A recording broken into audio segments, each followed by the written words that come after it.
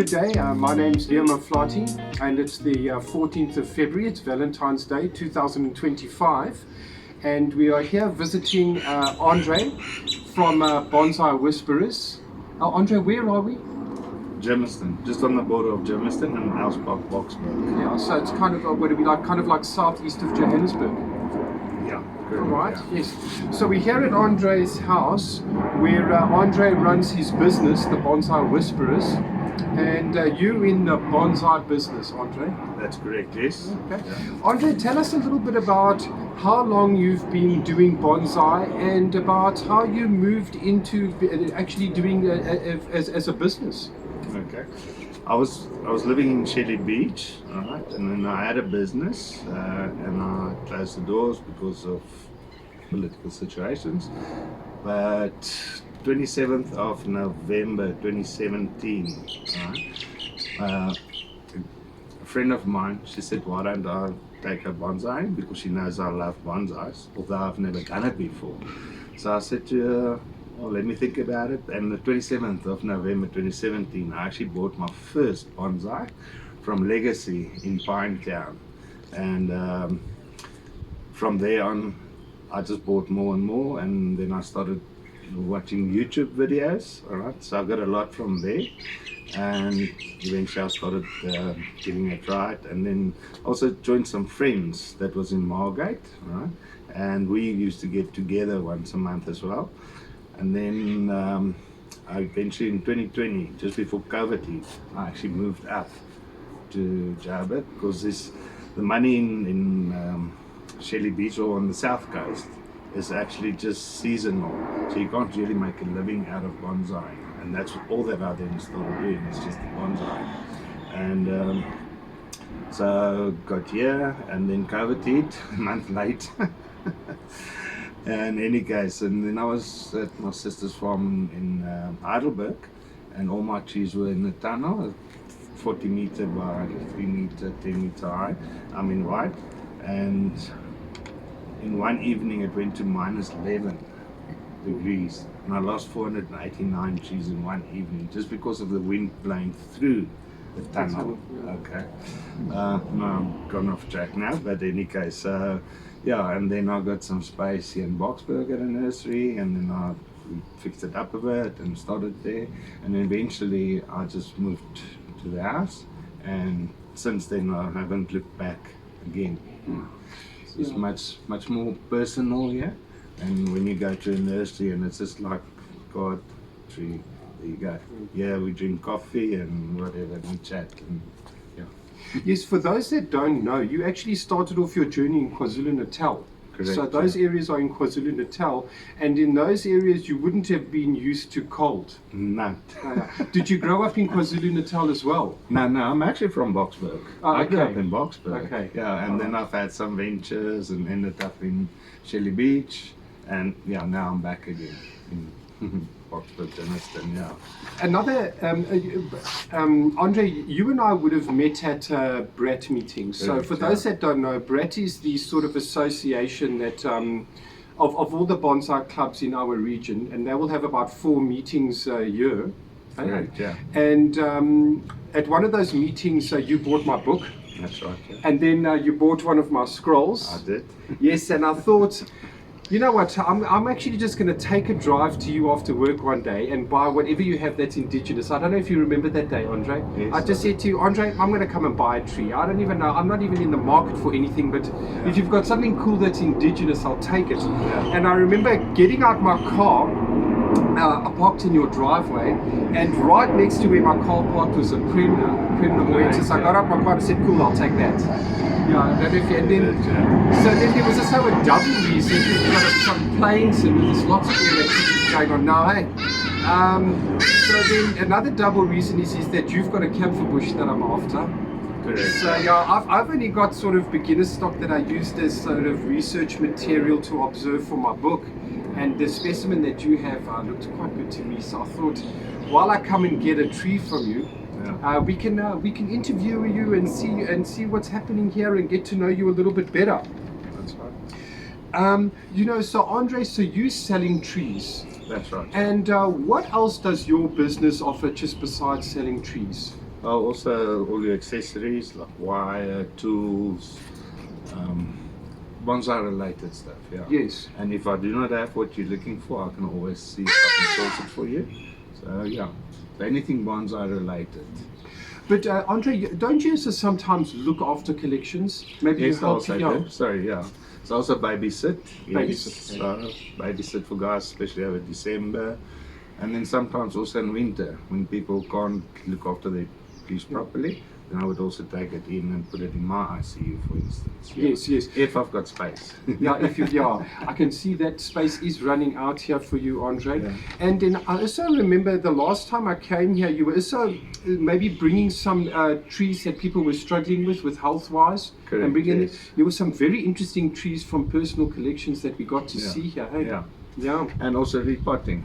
Oh, okay. Because some people are actually just collectors, but they don't actually want to do the actual potting and root pruning, etc., etc. So yeah, in the potting season, then I would also take on some as far as what I can, because myself have got lots of free pottings to do as well. But yes, I also give that service, and then once they've acclimatized and gone through the repotting and so on, then they just return back to the owners and they just enjoy them again. Yeah. Andre, you had you had good success with 2024 New Talent Competition.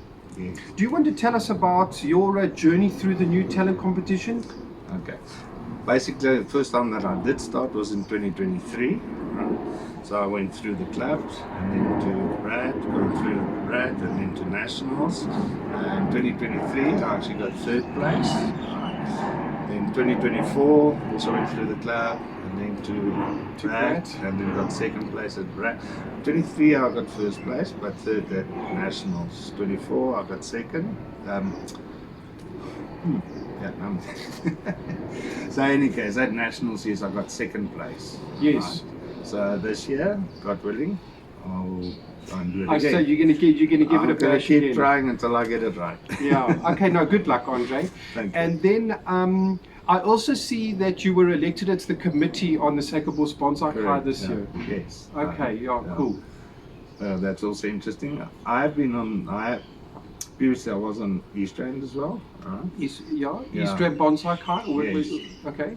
All right, okay, when I moved up from Sherry, the first club that I actually joined was Sacabos. Yes. Okay. And then when I got here, then East Rand also asked me, and then we actually got together because I had the trees to be, that I could sell and sound for the club members, and so we also went in not a partnership, but a win-win situation. So we held it here initially, and now at this stage it's a busy beach, just more parking, more space, open and so on.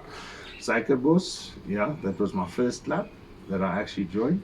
So it's basically my first love, is Sacabos. And then people there also is actually very good, Hannes and Stefan, all that. Lots of learning to be done and experience that I've received from them. Okay, great. Okay.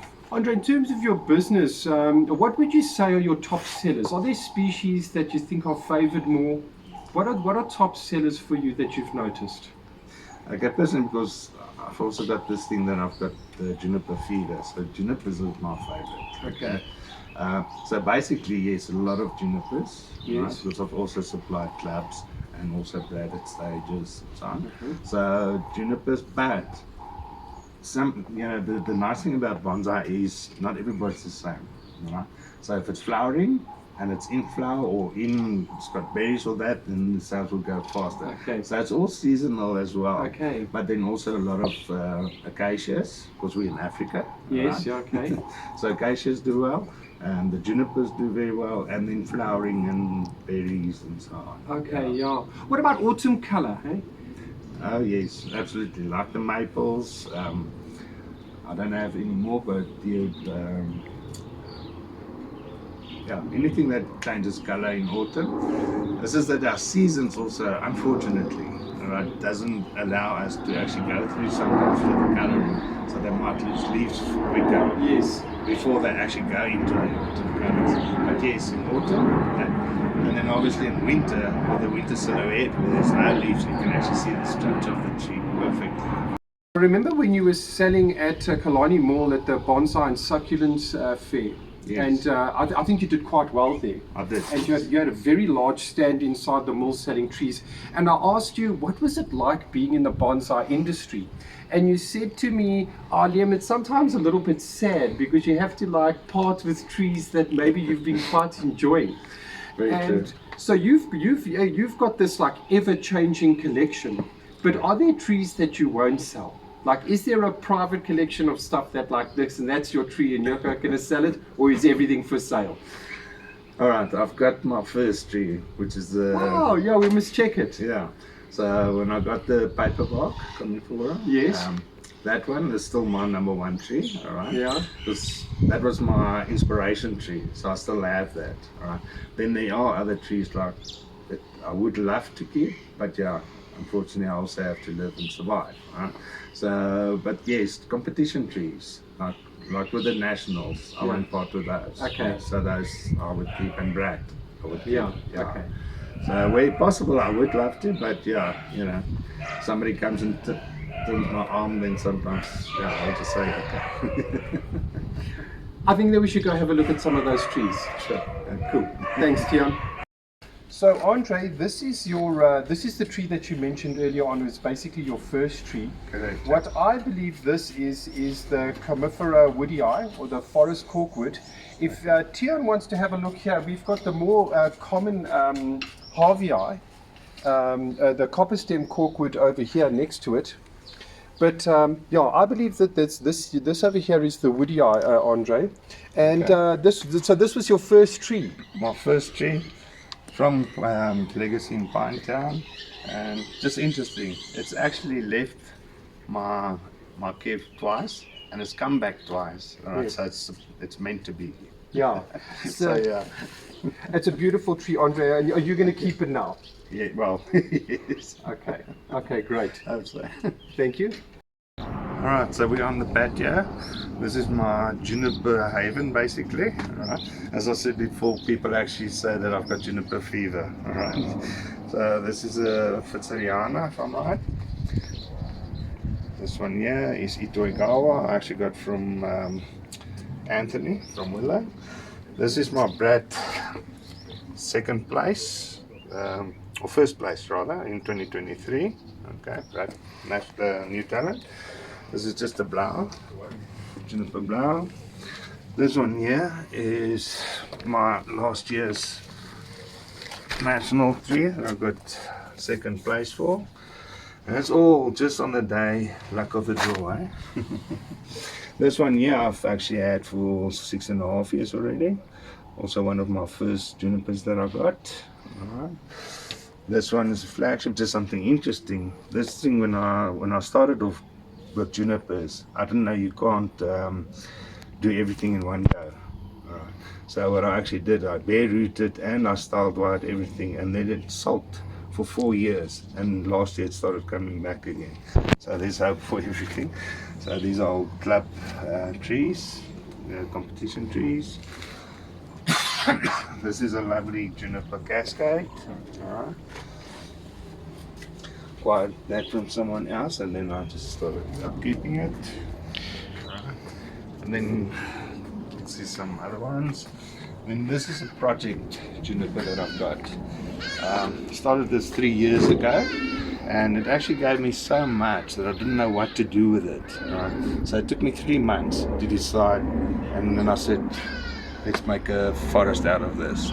So it's already been wired twice already. I took off the wires now in December, and then this year I'll do my refinement on that, so you can actually see it more as a forest. One tree.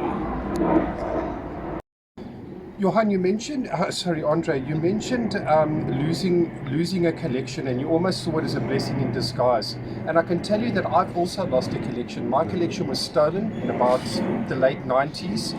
And tell us a little bit about the positive outlook that you have on losing, what was it, over 400 trees? Yeah, 489 trees, because it went to -8, but with wind went -11. But in any case, mainly bougainvilleas and all the subtropical trees, etc., etc.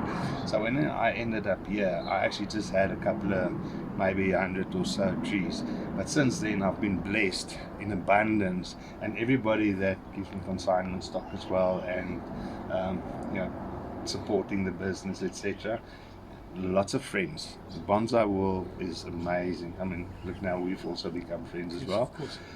So yeah, but I've been blessed, and I can only also say thank you to him. I created it. It's only been blessed since then.